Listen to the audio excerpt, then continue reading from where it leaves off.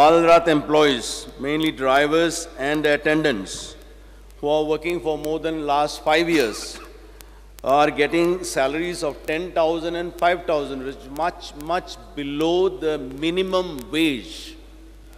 It is a shame, Speaker, sir, that these people are working for the last so many years.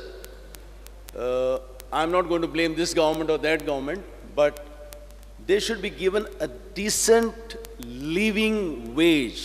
सरकारान कसली grant दिली की लगेच ताका हे दी म्हणून बालर ताका 10 महिने चलपाची ह्या स्किमा त्या स्किमीन गाडी दिली आनी पैसे येता आमचे एम्प्लॉई न्हय ते व्हेरी क्लियर. एक number 2, they are not full time employees of the schools also. स्कुलांक जर तूं तांकां चड दिवपाचें जाल्यार आमी आडावन ना. Schools can give them more. That is their choice. They are supposed to work only about 3-4 hours a day. That's all. And that too for 6 days a week. And सुटी आसत तेन्ना तांकां सुटी आसता. आतां कोण चड काम करता, कोणाक दिसभर काम करूंक लायता, जाल्यार ताका तांच्यांनी पगार स्कुलान मॅनेज करचो. Government has nothing to do with the Balrath drivers. आमी सरकारान हांकां पयशे चड दिले वाडोवन 11,000-11,500 केले, 11,000 केले आनी 5,500 केले. But they are not employees of neither the government nor of the management because their work is limited. It is a part-time job and that is also given by the management. It is the responsibility of the management.